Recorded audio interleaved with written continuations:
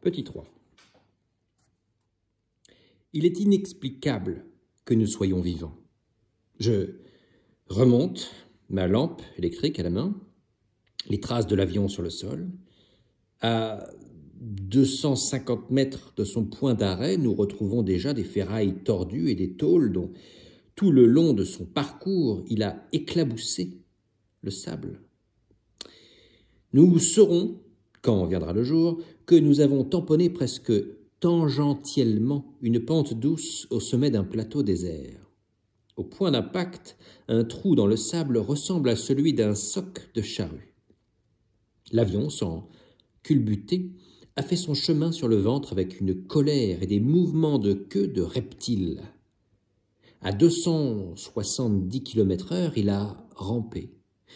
Nous devons sans doute notre vie à ces pierres noires et rondes qui roulent librement sur le sable et qui ont formé plateau à billes. Prévost débranche les accumulateurs pour éviter un incendie tardif par court-circuit. Je me suis adossé au moteur et je réfléchis. J'ai pu subir en altitude pendant 4h15 un vent de 50 km/h. J'étais en effet secoué. Mais s'il a varié depuis les prévisions, j'ignore tout de la direction qu'il a prise. Je me situe donc dans un carré de 400 km de côté. Prévost vient s'asseoir à côté de moi et il me dit « C'est extraordinaire d'être vivant ». Je ne lui réponds rien et je n'éprouve aucune joie. Il m'est venu une petite idée qui fait son chemin dans ma tête et me tourmente déjà légèrement. Je prie Prévost d'allumer sa lampe pour former repère et je m'en vais droit devant moi, ma lampe électrique à la main. Avec attention, je regarde le sol. J'avance très lentement, je fais un large demi-cercle, je change plusieurs fois d'orientation. Je fouille toujours le sol comme si je cherchais une bague égarée. Tout à l'heure aussi, je cherchais la braise. J'avance toujours dans l'obscurité, penché sur le disque blanc que je promène. C'est bien ça, oui. Je remonte lentement vers l'avion, je m'assois près de la cabine et je médite. Je cherchais une raison d'espérer et ne l'ai point trouvée. Je cherchais un signe offert par la vie et la vie ne m'a point fait signe.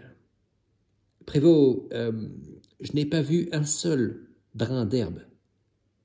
Prévost se tait. Je ne sais pas s'il m'a compris. Nous en reparlerons au lever du rideau quand viendra le jour. J'éprouve simplement une grande lassitude. Je pense à 400 km près, dans le désert. Soudain, je saute sur mes pieds. L'eau! Réservoirs d'essence, réservoirs d'huile sont crevés. Nos réserves d'eau le sont aussi.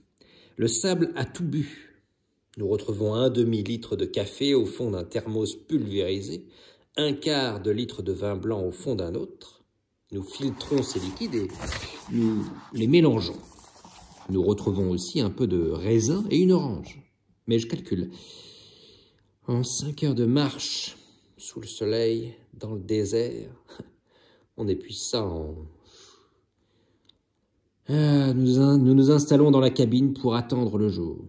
Je m'allonge, je vais dormir. Je fais en m'endormant le bilan de notre aventure.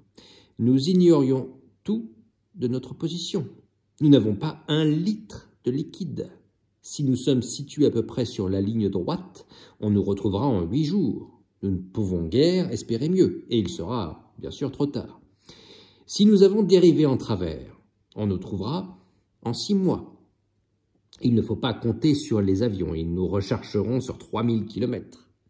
Ah, c'est dommage, me dit Prévost. Pourquoi? On pouvait si bien en finir d'un coup. Mais il ne faut pas abdiquer si vite. Prévost et moi, nous nous ressaisissons. Il ne faut pas perdre la chance, aussi faible qu'elle soit, d'un sauvetage miraculeux par voie des airs. Il ne faut pas non plus rester sur place et manquer peut-être l'oasis proche. Nous marcherons aujourd'hui tout le jour et nous reviendrons à notre appareil. Et nous inscrirons, avant de partir, notre programme en grandes majuscules sur le sable. Je me suis donc roulé en boule et je vais dormir jusqu'à l'aube, et je suis très heureux de m'endormir. Ma fatigue m'enveloppe d'une multiple présence. Je ne suis pas seul dans le désert. Mon demi-sommeil est peuplé de voix, de souvenirs et de confidences chuchotées. Je n'ai pas soif encore, je me sens bien, je me livre au sommeil comme à l'aventure. La réalité perd du terrain devant le rêve. Ah, ce fut bien différent quand vint le jour. Petit 4. J'ai beaucoup aimé le Sahara. J'ai passé des nuits en dissidence. Je me suis réveillé dans cette étendue blonde où le vent a marqué sa houle comme sur la mer. J'y ai attendu des secours en dormant sous mon aile, mais ce n'était point comparable. Nous marchons au versant de collines courbes. Le sol est composé de sable entièrement recouvert d'une seule couche de cailloux brillants et noirs. On dirait des écailles de métal, et tous les dômes qui nous entourent brillent comme des armures. Nous sommes tombés dans un monde minéral. Nous sommes enfermés dans un paysage de fer. La première crête franchie, plus loin s'annonce une autre crête semblable, brillante et noire. Nous marchons en raclant la terre de nos pieds pour inscrire un fil conducteur afin de revenir plus tard. Nous avançons face au soleil. C'est contre toute logique que j'ai décidé de faire du plein est, car tout m'incite à croire que j'ai franchi le Nil. La météo, mon temps de vol, mais j'ai fait une courte tentative vers l'ouest et j'ai éprouvé un malaise que je ne me suis point expliqué. J'ai alors remis l'ouest à demain et j'ai provisoirement sacrifié le nord qui, cependant, mène à la mer.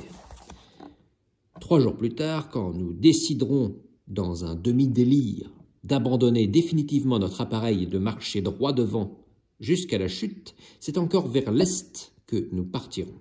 Plus exactement vers l'est-nord-est, et ceci encore contre toute raison, de même que contre tout espoir. Et nous découvrirons, une fois sauvés, qu'aucune autre direction ne nous eût permis de revenir, car vers le nord, trop épuisés, nous n'eussions pas non plus atteint la mer. Aussi absurde que cela me paraisse, il me semble aujourd'hui que, faute d'aucune indication qui pût peser sur notre choix, j'ai choisi cette direction pour la seule raison qu'elle avait sauvé mon ami Guillaumet dans les Andes, où je l'ai tant cherché. Elle était devenue pour moi, confusément, la direction de la vie. Après 5 heures de marche, le paysage change. Une rivière de sable semble couler dans une vallée et nous empruntons ce fond de vallée. Nous marchons à grands pas. Il nous faut aller le plus loin possible et revenir avant la nuit, si nous n'avons rien découvert. Et tout à coup, je stoppe. Prévost. Quoi? Les traces. Depuis combien de temps avons-nous oublié de laisser derrière nous un sillage? Si nous ne le retrouvons pas, c'est la mort assurée. Nous faisons demi-tour, mais en obliquant sur la droite, lorsque nous serons assez loin, nous virerons perpendiculairement à notre direction première et nous recouperons nos traces, là où nous les marquions encore. Ayant renoué ce fil, nous repartons.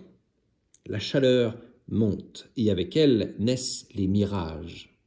Mais ce ne sont encore que de simples mirages élémentaires. De grands lacs se forment et s'évanouissent quand nous avançons. Nous décidons de franchir la vallée de sable et de faire l'escalade du dôme le plus élevé afin d'observer l'horizon. Nous marchons déjà depuis 6 heures. Nous avons dû, à grandes enjambées, totaliser 35 kilomètres. Nous sommes parvenus au faîte de cette croupe noire où nous nous asseyons en silence. Notre vallée de sable, à nos pieds, débouche dans un désert de sable sans pierre, dont l'éclatante lumière blanche brûle totalement les yeux. À perte de vue, c'est le vide. Mais à l'horizon, des jeux de lumière composent des mirages déjà plus troublants. Forteresses et minarets, masses géométriques à lignes verticales.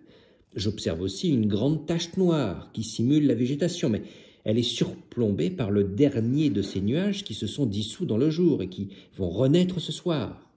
Ce n'est que l'ombre d'un cumulus.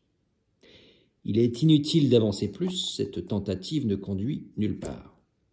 Il faut rejoindre notre avion, cette balise rouge et blanche qui peut-être sera repérée par les camarades.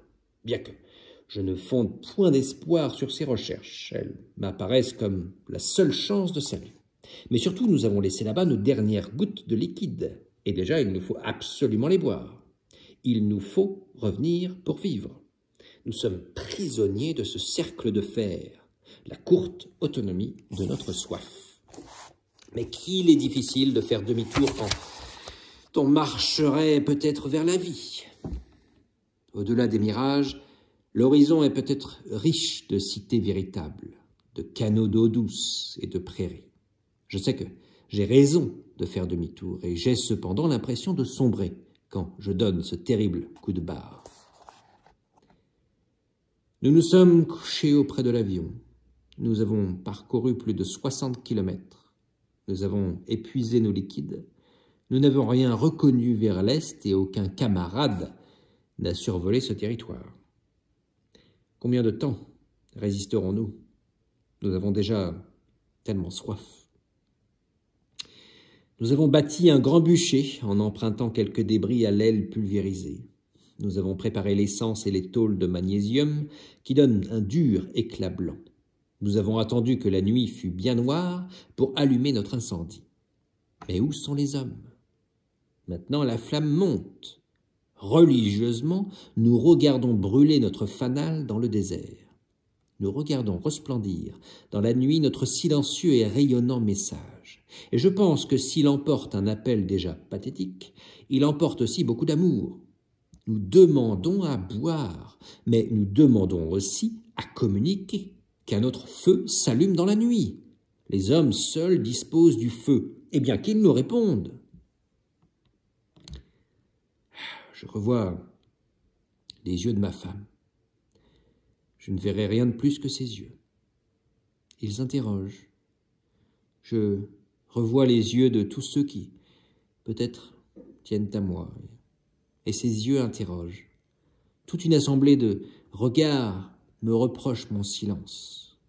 Je réponds de toutes mes forces. Je ne puis jeter dans la nuit de flammes plus rayonnantes. J'ai fait ce que j'ai pu. Nous avons fait ce que nous avons pu. 60 kilomètres dans le désert presque sans boire. Et maintenant, nous ne boirons plus. Est-ce notre faute si nous ne pouvons pas attendre bien longtemps? Nous serions restés là, si sagement, à téter nos gourdes. Mais dès la seconde où j'ai aspiré le fond du gobelet d'étain, une horloge s'est mise en marche. Dès la seconde où j'ai sucé la dernière goutte, j'ai commencé à descendre une pente. Qui puis-je si le temps m'emporte comme un fleuve? Prévost, lui pleure. Je lui tape sur l'épaule, je lui dis pour le consoler, « Si on est foutu, on est foutu. » Il me répond, « Si vous croyez que c'est sur moi que je pleure. » Bien sûr, j'ai déjà découvert cette évidence, et rien n'est intolérable. J'apprendrai demain et après-demain que rien décidément n'est intolérable. Je ne crois qu'à demi au supplice. Je me suis déjà fait cette réflexion.